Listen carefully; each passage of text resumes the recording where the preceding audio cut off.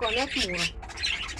انا بهتم بالعصافير وبحبها، فعشان كده انا جبت مجموعة من العصافير المتنوعة. عندي نوع من الكوكتيل زي ما حضراتكم شايفين، كوكتيل، وعندي نوع من البادجي امهات دول، وعندي الاطفال بتوعهم، القفص اللي فوق والقفص اللي تحت، وعندي الازواج بتوع القفص اللي هو فوق الامهات. انا فصلت الازواج عن الامهات فترة الصيف، لان الصيف كان بيبقى الجو حر وفي بيبقى بعض الحشرات وكده، فانفصلتهم.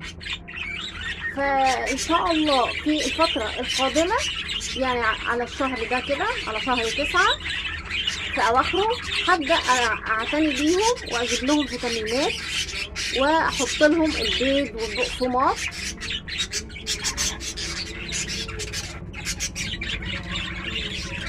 طبعا ولازم كمان جنب البيض والبقسماط لازم يكون فيه السبيط اللي هو عظم السبيط، لان ده ضروري للعصفور عشان يبقى صحته كويسه ونشيط. تاني حاجه لازم ان كل يوم ان انا اعتني بيهم، ان انا لازم اغير المسائل بتاعتهم واحط لهم ميه نظيفه واحط لهم اكل جديد، ولازم اشوف كل عصفور هو شكله عامل ازاي، هل هو بياكل ولا مش بياكل، او هو تعبان في الارضيه واقف او اي حاجه. ببدا اراعيه واشوف ايه احطه له، واجيب له الحاجات اللي هو تخليه يبقى ايه نشيط كويس. تاني حاجه عندي بعض النصائح اللي بعد كده ممكن هقولها لحضراتكم في الحلقات القادمه. انا قلت النهارده بس ايه تبقى اوريكم ان انا بهتم ازاي بالعصافير وبحبهم جدا، وانا حطاهم عندي في البلكونه.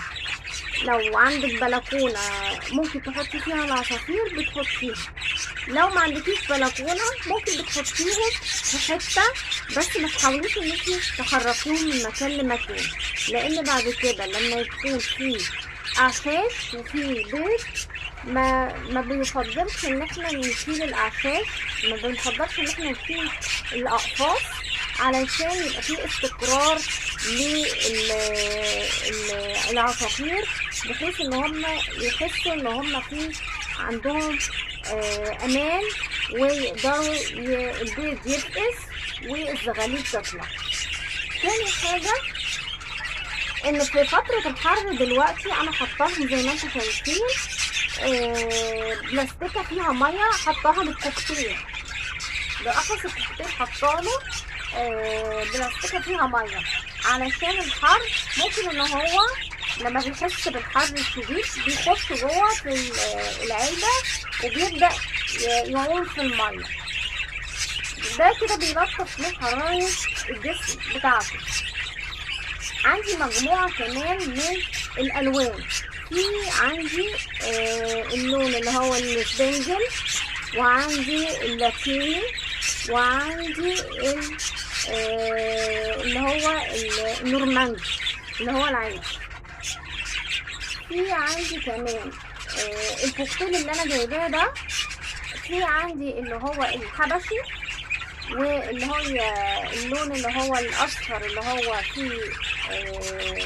فيه بعض رصاصي كده، ده ليه اسم برضو. انا هبقى اسال بتاع العصافير اسمه ايه عشان اقوله لحضراتكم.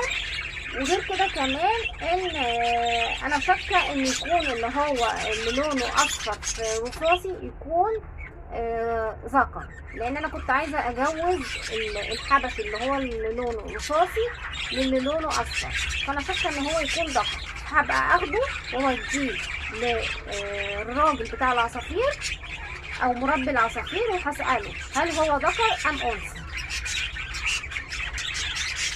دلوقتي انا طولت معلش على حضراتكم ببعض الكلام عن العصافير، بس في الحلقات القادمة ممكن ان انا اقول بعض النصائح والافكار اللي تخلي العصافير عندكم تكون في صحة جيدة، وأتمنى لكم مشاهدة ممتعة.